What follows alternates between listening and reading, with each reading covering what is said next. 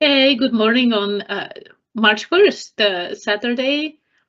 Welcome to the first podcast for March for our your favorite and our favorite productivity podcast, More Than Just Task Management. My name is Anna Angelova. I am a co-host of this podcast and business coach and consultant specializing in goal setting and productivity. And it's such a pleasure to be with you every single day, even on the weekends, and even when we join a little bit late. And as usual, I have Joris Minasvant here with me, my co-host and partner in crime in this episode. So, hi, Joris. Hi Anna, hi everyone. Happy March, happy Saturday. Good to be here.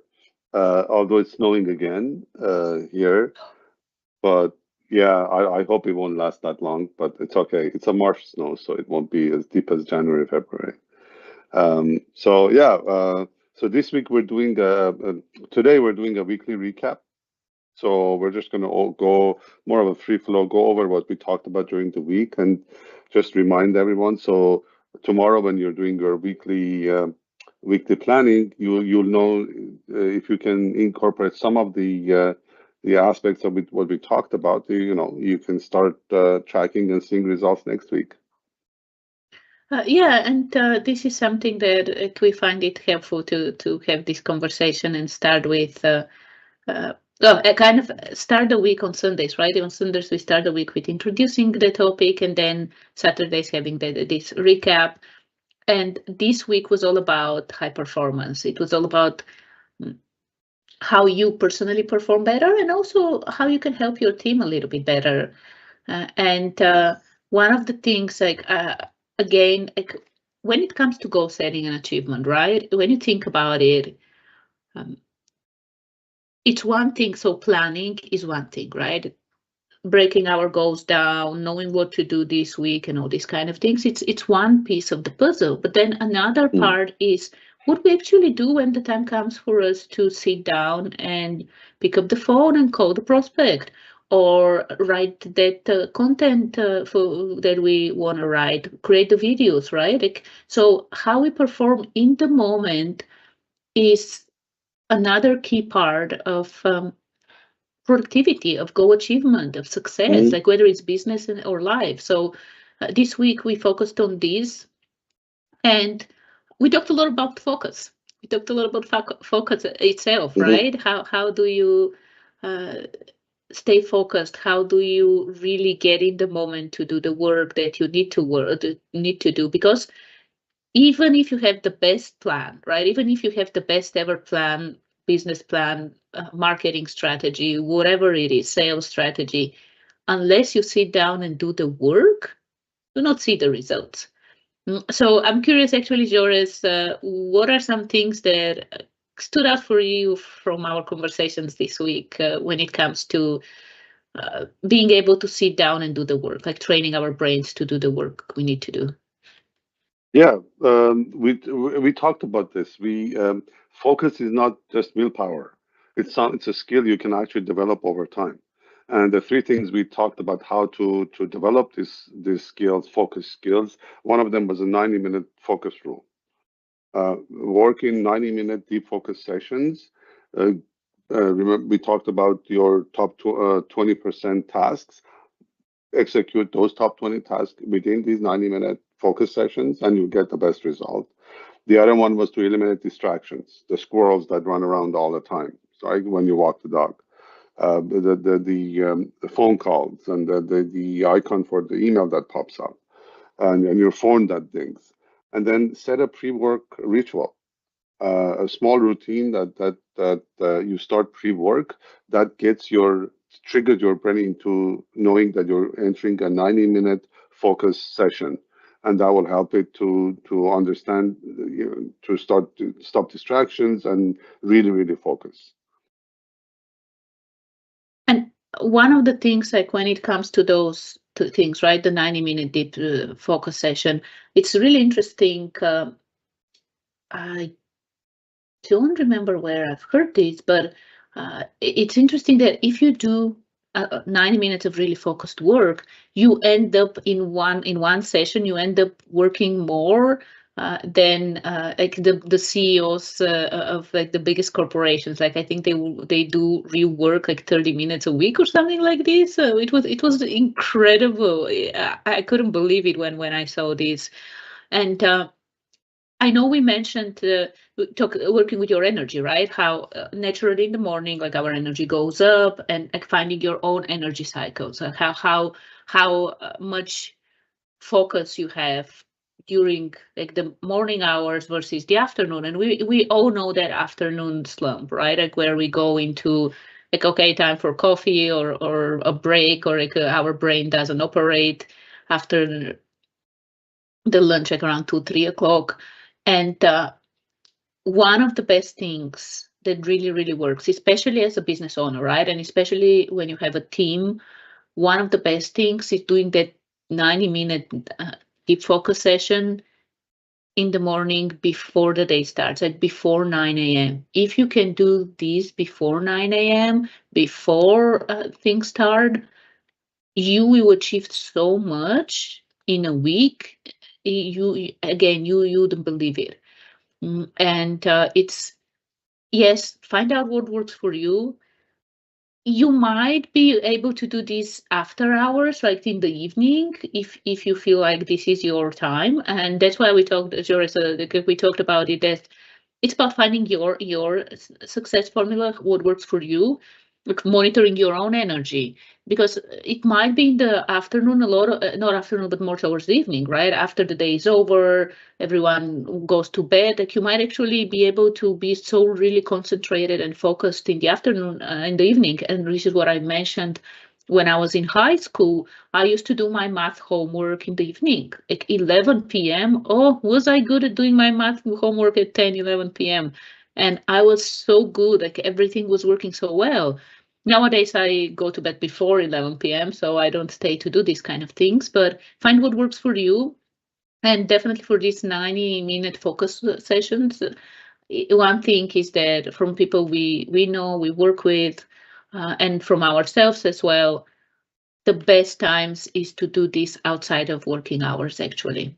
And as a business owner, the beauty of it is that this is your business you're building. So working hours, you could set your own working hours. So, but ultimately do it outside of 9 a.m. to 5 p.m. when usually fires pop up and like you need to do things that you haven't planned for. But this is something I wanted to add in terms of doing the focused work, right? Yeah. So something else we talked about that complements this focus time, was it the flow state? Oh yeah, Once you yeah, get into the definitely. flow, When yeah, you're completely take us immersed in there, a Anna. Yeah, task. Yeah, when you yeah. were completely immersed in a task. We talked about this one as well in one of the episodes. And this is the moments when everything you do flows so effortlessly. And I'm sure you have experienced this. And yes, not every single time you sit down to do work, you might get into the zone. But the more you practice it, the more you're able to get into this and really tap into flow state. Yeah, and just like focus, getting into the flow, staying in the flow isn't random. There are specific triggers that can help you stay in that state. One of them is clear goals. Your brain needs clear objectives to engage fully in an activity. You need to know what you're doing and what you're accomplishing for you to be able to focus and stay in the flow and complete that task. And the second part is the challenge skill balance. Don't take on activities that are way over your head that will get you frustrated, and skill tasks that are too menial that get you bored. So find the right balance into doing what you need to do, and you know for sure you're going to get results out of. And eliminate distractions. Your brain needs about 15 to 20 minutes of deep concentration to enter this flow. So your 90-minute focus time, you may need a little bit of a lead time to get into that focus zone. And that is for you to find or create a distraction-free environment. turn off put your phone into do not disturb, turn off your laptop, or turn off the Outlook notification, whatever it takes. Make sure that you have that distraction-free zone to enter this flow. I love how you're emphasizing the distraction-free zone, because distractions right now in our world today are the biggest productivity killer. And they're everywhere around us, and we have allowed, instead of our phones and computers and laptops to be tools for us to achieve more, we have allowed them to lead us and drive our lives. So if you are taking one thing out of this week, it should be to turn off your notifications and things like this. And what I wanted to mention as well, you touched upon one of the things, like the balance, right? The challenge skill balance, where when you do a task, when you sit down to work, if it's too easy, you can find it boring. And then if it's too hard, you might get overwhelmed with it. And that balance, right? And we touched upon those 6 factors actually that impact how we show up. And the thing is, with flow state, you enter flow state when you are 100% in the moment and like energetically focused in the moment. And the factors that impact this, one is the mental, right? Is this something that is too easy or too hard for you? Can you do the task in front of you? So one is the mental. Then another one is physical. Like, are you feeling okay or not? Did you sleep well or not? Did you eat or not? Like, when you are hungry and you feel that hunger, you get distracted just because you're hungry, and you're not able to completely focus and enter flow state.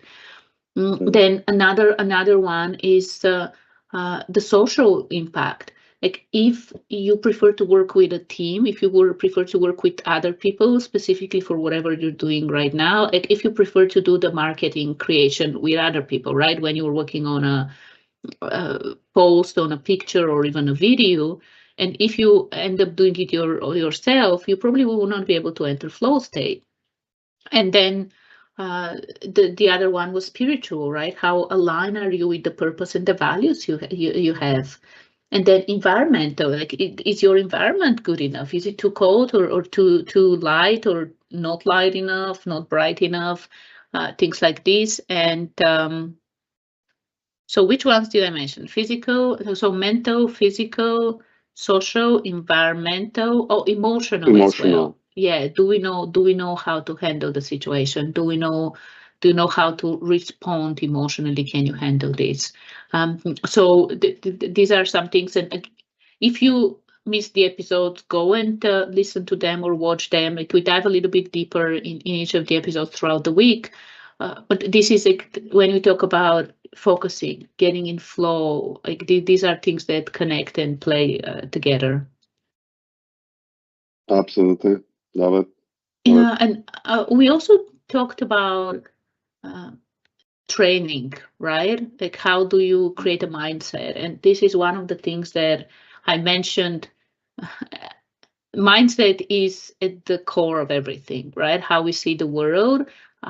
It's what impacts how we show up and everything we do.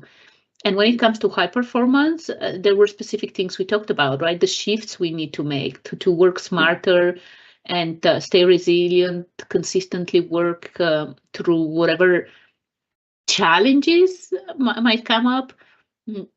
There were like a few key shifts we talked about, Joris. Which one do you want to? No, you touched upon challenges. Let's move forward with that one. That's the first one. It's focus on growth over comfort. Yeah, growth over comfort. Yeah, and even reframing challenges as opportunities, right? Opportunities for growth, exactly. Because if you stay in your comfort zone, you will not achieve anything. And high performers really embrace challenges, because it's a way to grow, it's a way to learn, and it's a way to achieve more. And my favorite is actually taking full ownership. Like, one of the key mindset is taking full ownership, and instead of playing the victim, blaming everything and everyone else for what happens with your business, what happens with your life, you take 100% responsibility. It's me. It's my responsibility to create the life I want, to build the business I want. And this is a really so important. Like, you never heard Michael Phelps say, "Oh, the water was too cold," or whatever. So this is a really key one. Absolutely. And you used, I think you talked about Jim Rohn and how he was 25 and broke, and he took responsibility, changed his mindset, and he was a millionaire in less than 6 years. Yeah. Yeah. Oh, yeah. So Yeah. if you want to And hear the story, go listen to the episode. yeah, absolutely. That was amazing. We love Jim Rohn. We listen to him all the time. Yeah. Yeah. And I think one other thing that I think was the last item we talked about was to develop a bias for action, right? They don't basically stop over analyzing and waiting for the perfect moment. Jump in and execute. Don't wait for the perfect time to be ready and start taking actions. Start right now. Plan it, take ownership, and start. And that's key. It is action. Like, and this is the thing, I don't remember who said it and what exactly the quote was, but basically that no plan survives first contact with the enemy. So ultimately, until you put things into action, you might have the best plan ever, but nothing changes, right? So definitely taking action, even if it's small action, even if you can't commit to the 90-minute working session, right? Start with 30 minutes and go from there. Like, this week you can do 30 minutes, and then the week after that move it to 45, or a month later move it to 45, right? Do whatever you can where you are right now. Small changes, small steps make big changes and big results. Absolutely. You don't have to jump in. Yeah. And I think one other thing we talked about was I've known you for almost 10 plus years, and your biggest pet peeve, meetings as a waste. Oh boy. It's just meetings Yeah. just meetings with no objective, no purpose, no agenda, nothing. And I know you get passionate about this one, so I'll let you cover the biggest meeting mistakes. Yes, I get passionate about this. And especially, here is the thing, especially when you receive a meeting invite from your manager, it's like without any agenda, without anything, it's like, am I getting fired? What's going on? So the first thing, no agenda. Really? Why the hell am I meeting with you? First of all, again, if you are a manager sending a meeting to, and like, as a business owner, right? If you work with people, you have a team. If you send a meeting without agenda, just like let's meet or 30-minute conversation or whatever it is, even if the title is a little bit descriptive, like first of all, if the title is not descriptive, the fears and the questions that come up in someone's mind, right? Like, why are we meeting? What's going on? And that curiosity, that open loop that you leave in someone's mind. And then, even if let's say the title of the meeting is okay, right? You have put something that's a little bit more descriptive. We know what we are meeting for. It's for some project we're working on. But then if you don't have an agenda, it's like, how do I know that this meeting is really a useful way for me to spend my time instead of focusing on something else, instead of actually doing real work? So mistake number one, no agenda. Like, this is like a big no. Always have an agenda. Even if it's like 3 points or something like this, or 1 point or 2 points, have the agenda, put something out there. And then no, the other one is with the no agenda is also like no purpose or objective of the meeting. What do we really want to achieve? Like, can this be an email? Does it really have to be a meeting? Like, so these two, you could say they go together, but they're also a little bit separate. And then too many people, like sending the meeting to, and this comes from not knowing what you want to achieve with the meeting. Like, once you know what you want to achieve with the meeting, what the purpose is, you know how many people to invite, and if people need to come in and just share something and then get out of the meeting, like just as a guest or something, guest speaker or something like this. And one last thing that like for meeting is also the no follow-up. So, okay, we met, we talked about things. Now, what are the action items? What's the follow-up? What did we talk about? Like meeting minutes, sending meeting minutes out. It's like so key because you can clearly state action items, what needs to be done, who needs to do it.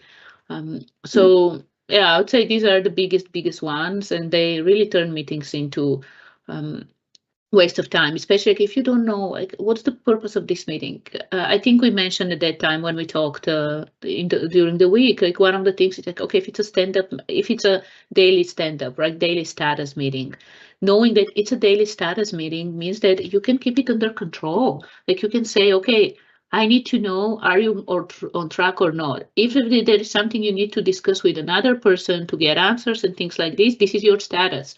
You're stuck here and you will have this conversation with someone today to figure things out and move forward. And not use the meeting to start that discussion and talk about these details. So really important: purpose, agenda, the right people, and follow up after that. To send the meeting minutes. And I know it can look a little bit tedious, like, oh, doing these things, it will take a lot of time for me to prepare for the meeting, and then after the meeting, it's worth it. Trust me. Yep. And we shared the framework, right? Clear agenda. Yeah, with purpose, objective, purpose of the meeting, agenda, and action items. Yeah. Action, yeah, and keep it. Right. Yeah, absolutely. All right. Yeah, and so I know this was the first week when we discussed this topic with performance, high performance, and like focus. It's a really important one. Like it's an important topic because, as I said, when it comes to building your business, when it comes to being productive and achieving your goals, planning is not enough. Planning is one part of the process. How you show up when it's time to do the work, how you lead your team as well. Like this is another key component if you really want to have a successful and thriving business. So highly encourage you, if you haven't listened to the episode this week, go back, choose the ones that you like. Like if there is something about running productive team meetings, go for this. It was February 26th, we talked about this one. If it's something about working smarter, like February 27th, we talked about the mindset, right? The how to train your brain to work smarter. Mindset was yesterday, February 28th. If there is something about managing your energy, not your time, right? Like learning how to work with your energy, go back to the February 24th episode and listen to them. Like choose whatever you want to focus. The other thing is, I would say, you don't have to go through every single episode. Think about like from everything we've shared this week, which is the one thing that you really need. If you are able to improve it, you'll see ROI on this. So highly encourage you go back, listen to whatever episode really resonates with you and you want to focus on. And as usual, subscribe, comment, share. Like us, comment, share. Yeah, we'd love to hear from you. And yeah, so what do you think, Anna, we should talk about next week? Have we decided what to talk about next week? Maybe we should ask the audience. What do you guys want us to talk about? Message us, DM us, comment on this podcast. Let us know what's a topic that resonates with you and you want us to cover next week. Or else we'll have to choose for you. Yeah, well, let me see. We do have things. We do have things planned. Well, you talked about it's planning is not enough. It's how you show up. Do you think we should talk about like self-improvement, and how to get more energy and stuff like that? How you show up? Maybe that's what we should cover. I don't know. Let's decide. We'll decide. We'll figure it out. We'll figure it out. Yeah, for tomorrow when we start the new week. For now, yeah. If you actually have any ideas, absolutely share with us. What would be beneficial for you?